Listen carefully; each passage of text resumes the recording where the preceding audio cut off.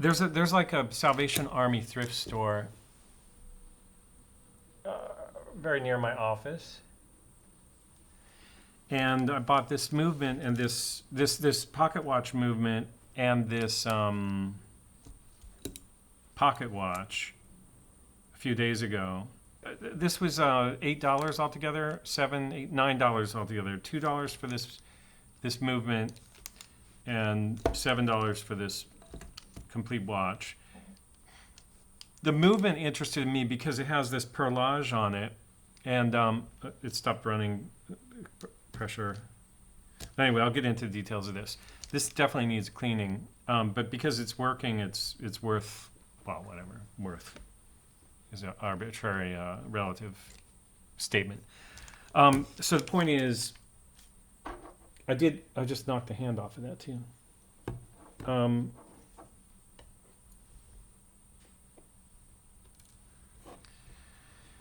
What I thought was, I did take a look at this. Having trouble opening this case back now. This should be openable pretty easily right there. It has a button here. I don't think this button has anything to do with the case back though. I think the case back's just getting stubborn for some reason.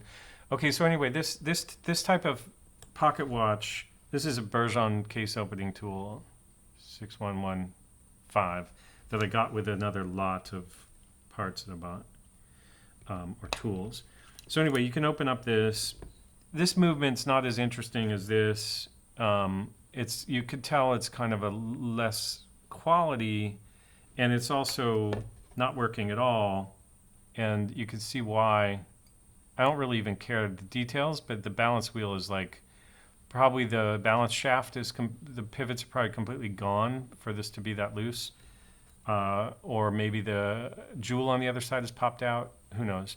But anyway, I'm not that interested in this movement, but there's kind of cross-compatibility between cases and movements for pocket watches. So I thought, okay, if I could get this working and make sure it fits in this case, this is a kind of funky combination of just like gnarly pocket watchness. And again, I was interested in this because of the perlage. So the funny thing was, I looked up this movement. I popped off the dial. It's an ASSA. It's a tagged ASSA, which is Adolph Schild Society Anonymous. So it's Adolph Schild movement that I think because the perlage, somebody did that, some watchmaker at some point in history did that perlage for whatever reason. It has these letters BN down here. I don't know if that's a signature of some aftermarket. Could be Benrus or it could be just a person's initials. But the point is, so then I took that off. I looked up that movement. I found the movement on Ranfft. I found a conversation between Roland Ranfft and someone else in a forum. And Roland Ranfft, who's this German watch collector, who's like, the Ranfft website is really cool. It has all this information about movements. And then Roland Ranfft kind of is in the forums and he gives people advice or whatever, has over the years, many years. So anyway, I saw him giving somebody advice about this movement because they had said, I think they had posted a picture of the same movement with, it's a pin lever type movement. So, anyway, Roland Ranfft said it's junk. It's not worth your time. You'll put hours and hours into it, and it's just a worthless movement.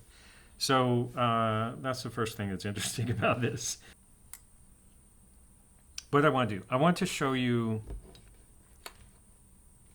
Yeah, there's a couple of there's like steps to doing this, and I think one of the things I'm kind of happy about is that I've learned so much about watchmaking in the past year that this stuff is pretty easy to figure out, and it's kind of fun.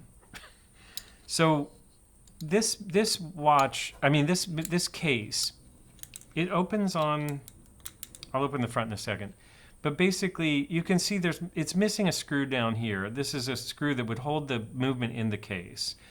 And then it also has you can barely see back here.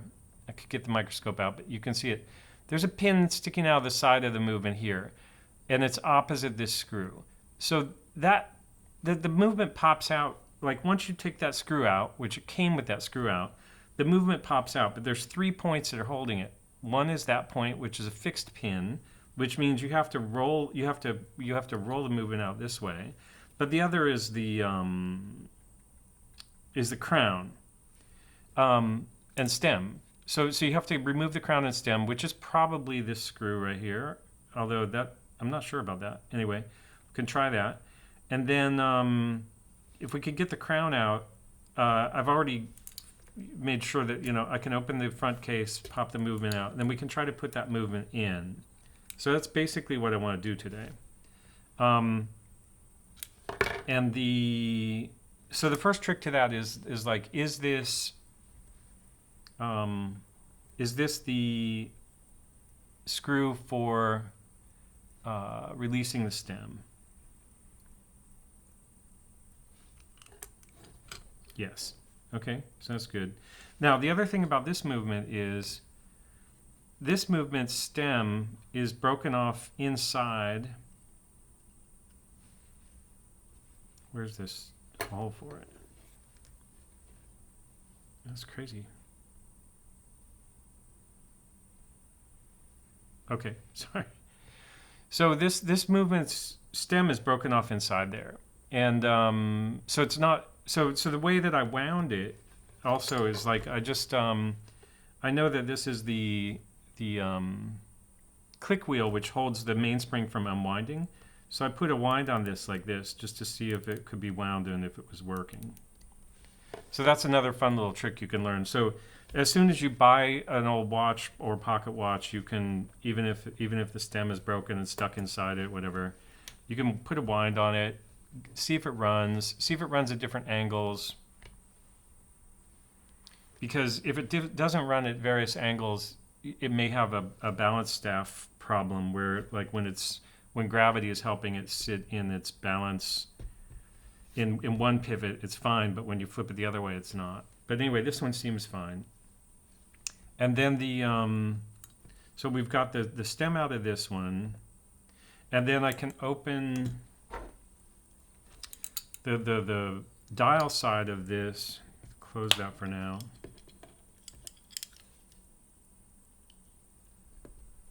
I should be really careful about this.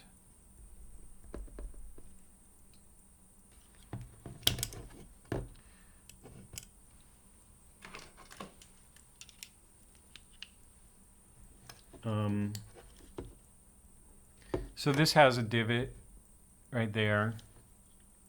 This tool is like a cutter with a gentle, soft roll off in the back. So it's made for doing that. But if you slip, it's also like a blade. So like anything, it can do a lot of damage quickly. Okay, so now I didn't know this tool existed until I got it in this kit of parts, and now it's like I'm using it for everything. And when I first saw it, I was like, that's ridiculous. It's just like a pocket knife, but it's just slightly better because of that roll off in the back. Okay, so now this should push out. I can show you that pin I was talking about.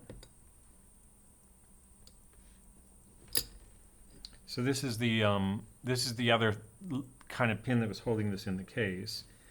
And now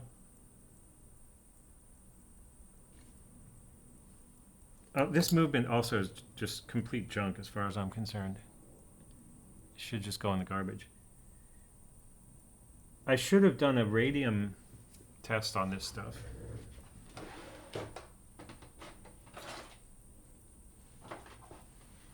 That would be like so annoying if I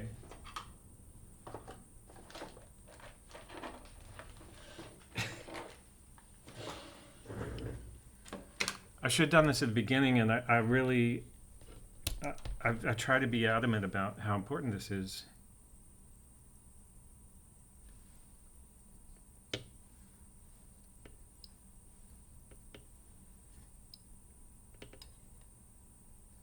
Okay, there's no radium on that. And there's no radium on that.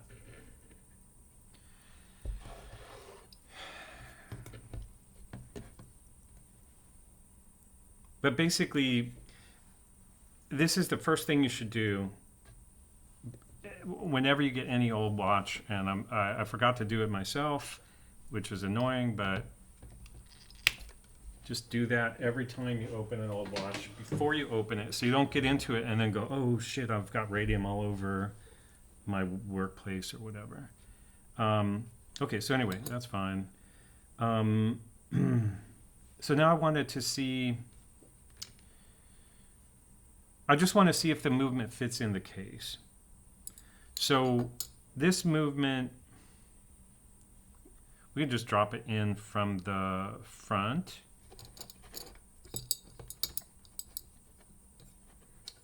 In order for this to work, I'm going to have to get the broken stem out, see if I have a replacement stem. But there's no point to doing any of that unless it fits in the case. So the other thing is this dial is bent here, so that's something that can be kind of pressed out of it eventually. All this stuff is filthy.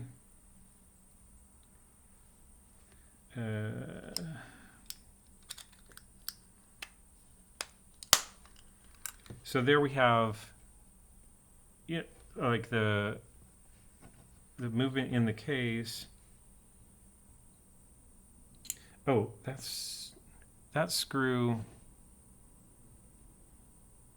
I think that's probably, that screw should come out.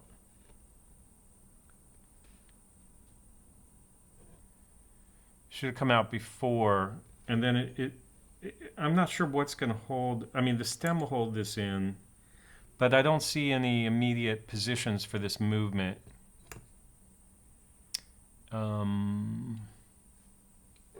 In terms of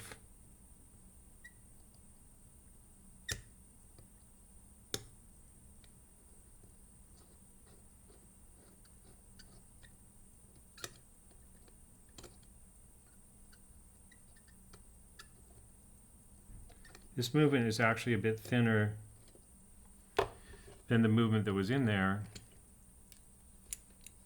So it's got ample space, but it doesn't have points to...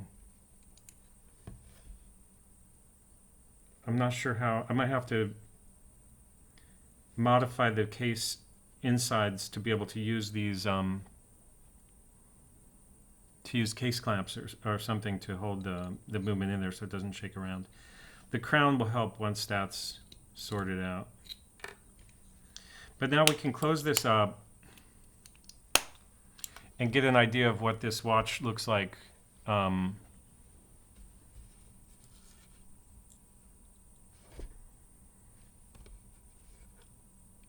project, this project will work. This old movement can go in the garbage. Maybe it's fun to keep it around just to check it out. But then that's a whole restoration project. That the other thing that's about this is that this says Prima STK watch. It's hard to see there, but I couldn't find anything about what that was. So I think that's also worth trying to find out if that, let me just make sure that's what it actually says.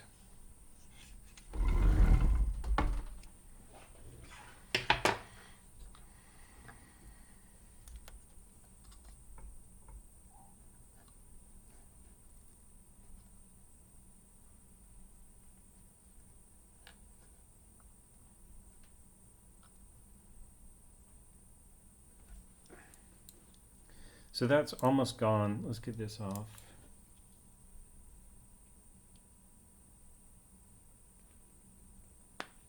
Ugh.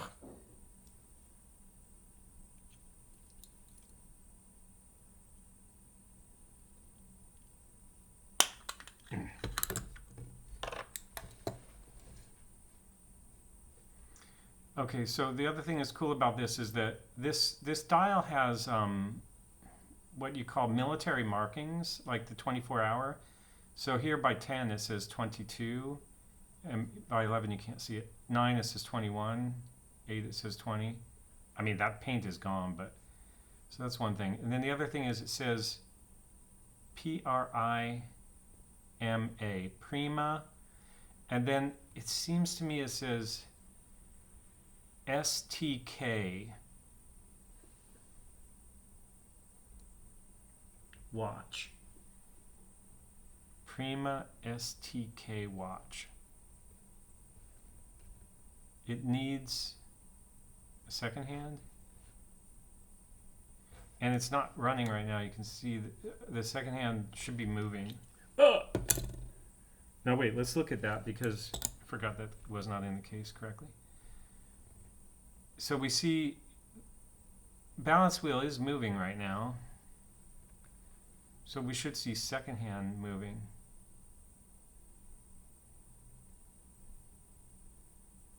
I don't understand why it's not.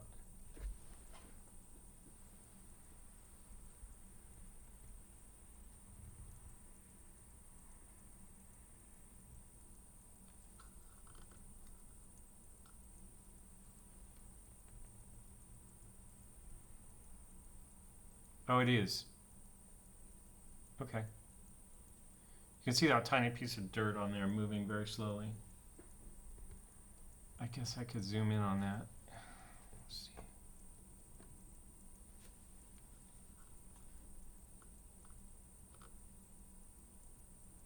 Anyway, you can see that is moving.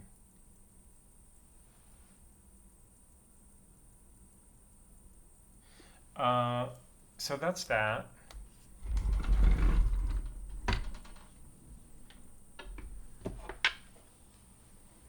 I have this from my, I think it's ETA 953 pocket watch movement.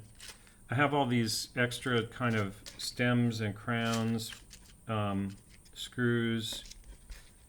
I have some hands in another box, including some pocket watch hands, so I think I can find a hand for that. And then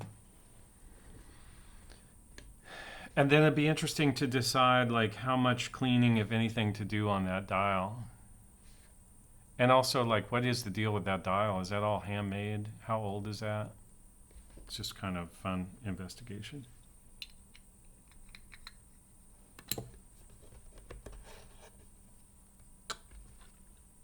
What did I do with that hand? Oh, okay.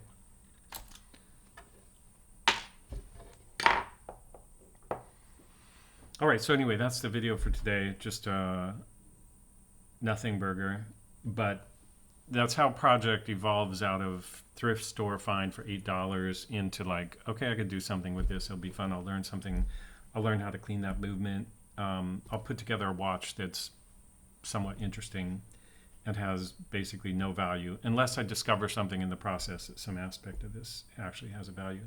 But otherwise, it's not about the value of the watch. It's just about the value of the experience of looking at it, figuring out what you know, what you don't know, and having some fun with that learning experience.